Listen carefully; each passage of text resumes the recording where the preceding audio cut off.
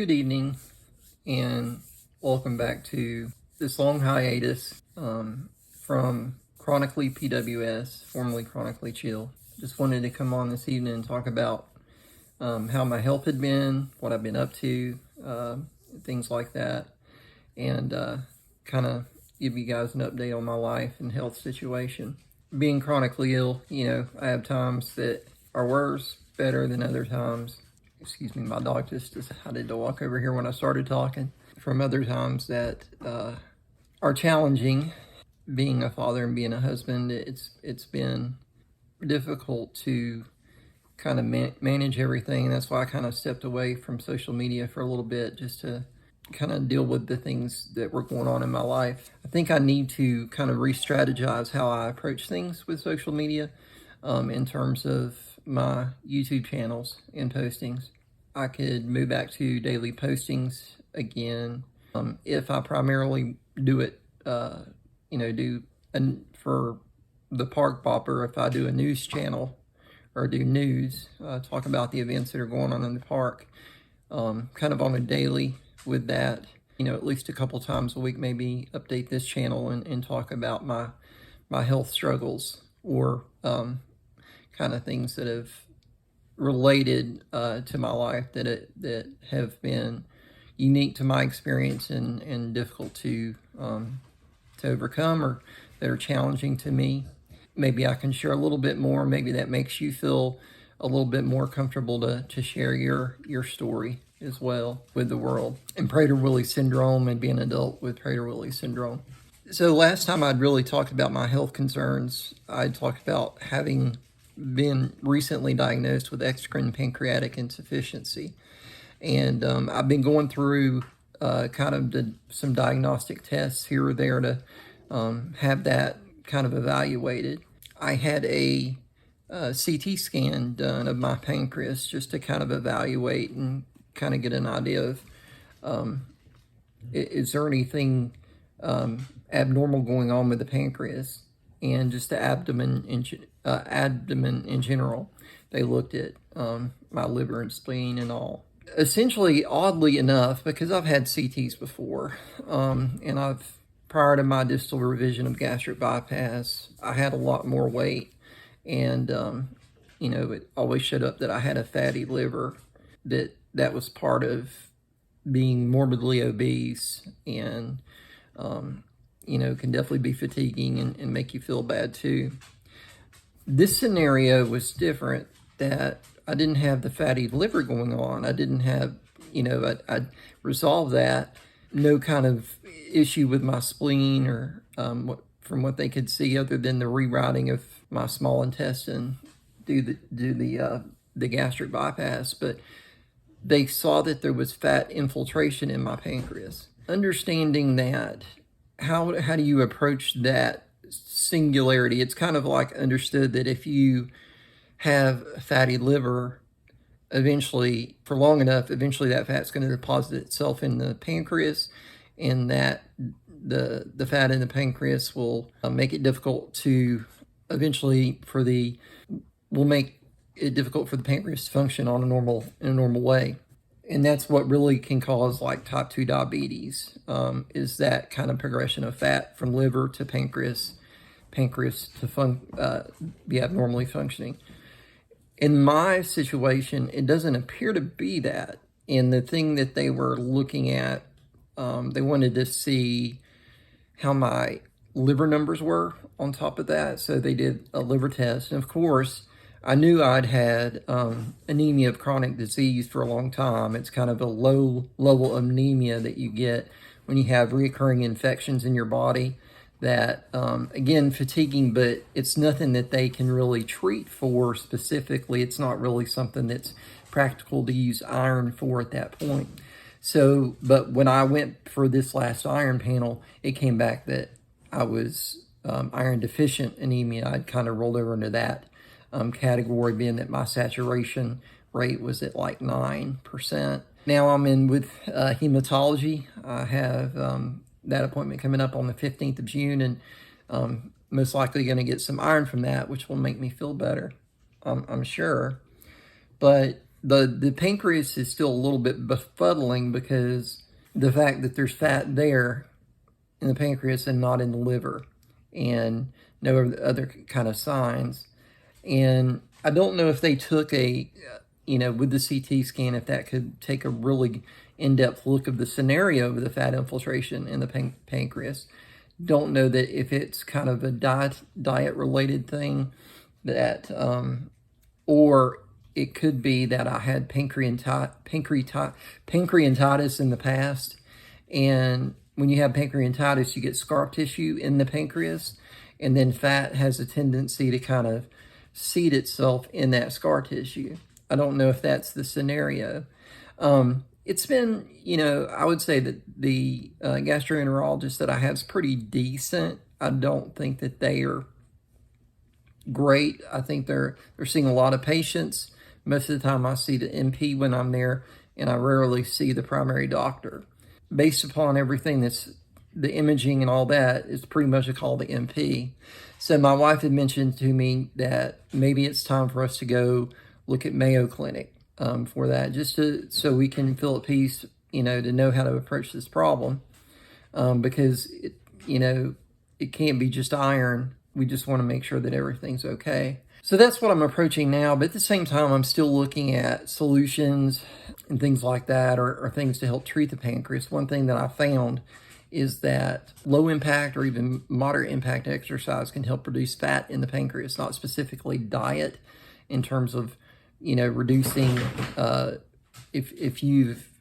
when you're in the gastric bypass, they give like a liver shrink diet thing before you go in for surgery a few weeks to actually help that surgery become better by reducing the amount of fat that's in your liver. So I've been on that kind of diet before, but this is not related to that in terms of, I don't know if it would be beneficial. But I do know from a British study that low to moderate impact exercise a couple of times a week can actually help the pancreas remove the fat. So I may try to do some of that as I can. Getting into the parks again is obviously a lot of walking and things like that, which would be good. But I'm dealing with some other, another health problem that's ongoing. I have infections, as I've discussed before. And now I've had an episode where I was on 30 days of Ceftonir. I've been on Ceftonir a lot in my life, and I do have a sensitivity to it. And so I was, rashing pretty much in about 2 weeks into the course. And now, I tried to get through most of that course of Ceftonir. I didn't get through the entire course, but I got through most of it. I'm like, well, hopefully this infection won't come back. I was on it a good 2.5, 3 weeks of the full month for this infection. And the type of infection that I had, you had to be on a long course of antibiotics just to get it, because it's such a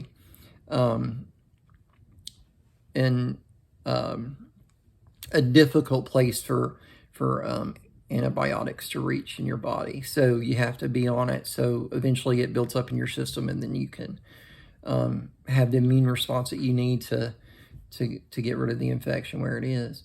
So got through 2.5, 3 weeks of that Ceftonir.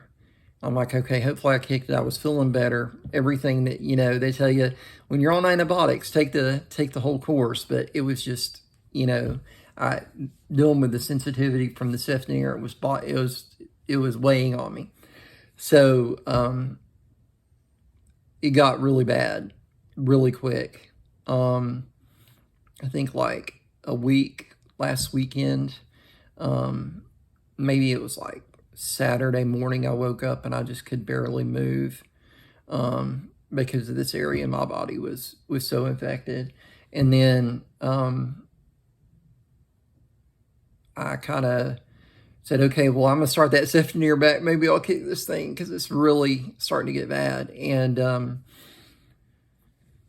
got to Monday and I could just barely walk. I was in a lot of pain, a lot of pain. And so I went back to the doctor, and they looked and said, okay, we don't blame you for going off the Ceftonir, because I felt really bad for doing that, because, you know, I know as many antibiotics that I've been on and what you're supposed to do as far as completing the course.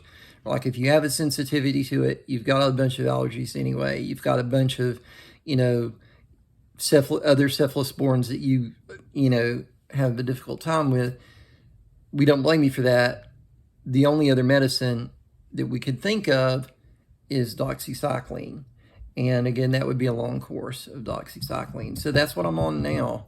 I've kind of got to like a plateau of that where, thank goodness, when I came home after that doctor's appointment, I was in a lot of pain. And it took me a good 4 hours to even get to sleep after taking pain medication and taking the antibiotic. But thank goodness that the doxycycline works. And, you know, I'm feeling better.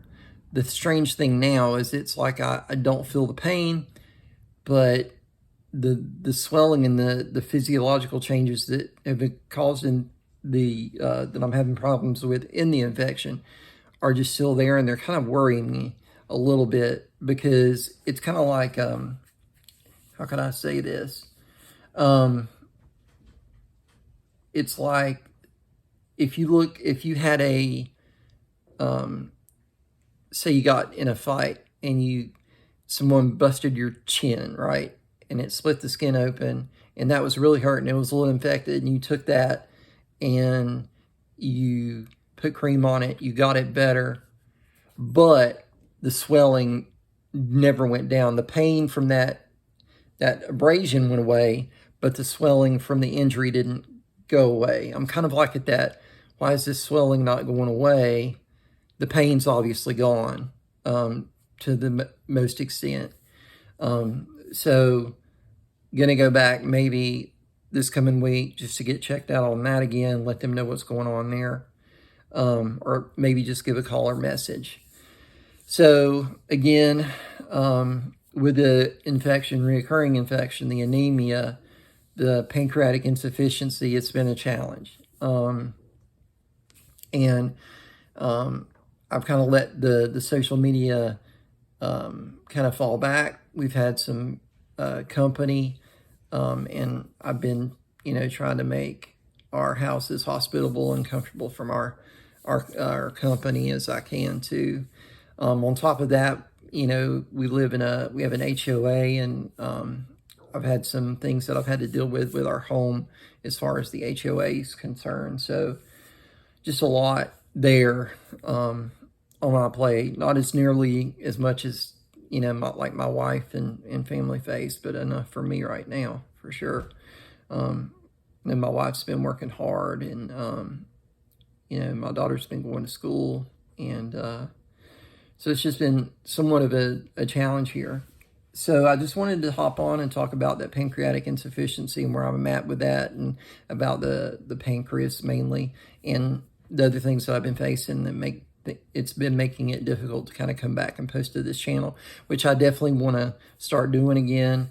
Like I said, I'm going to try to refocus a little bit of my energy with the Park Bopper channel, maybe doing a daily news show. I'm going to work with that, kind of tweak that format. The next major thing that I plan on doing for the Park Bopper and over this next week is, and I've got to do this because I've kind of given myself a timetable, is doing a ride and ranking of the Star Wars rides at Disney's Hollywood Studios, and releasing a video on that ride and ranking. So for May the 4th, for the Star Wars fan holiday. So, you know, I'm a big Star Wars fan myself, so I'm excited to do that. So that's my plan with the Park Bopper. Get that video produced and get that out within the next week, and then perhaps try to tweak a format to do make a daily show for the Park Bopper, and then get back into the parks at some point when I'm feeling really good to do so, and, you know, make the long format videos from the park plus the news, and then also shorts. That way I can have a lot more content come out. But again, just a lot of things that I'm wanting to do. You know, the Mayo Clinic, that, you know, get that going, and other things that we're doing here, and a few home renovations that we'd like to get done too. But it's just been a real challenge here lately, and I appreciate you hanging with me. If you're a subscriber to this channel, and if you haven't subscribed to the Park Bopper, please do so, because hopefully I'll be updating to that quite a bit more. And I look forward to seeing you all again, and thank you for watching Chronically PWS, and I'll see you again soon. Have a great weekend and a good Sunday tomorrow if you go for service.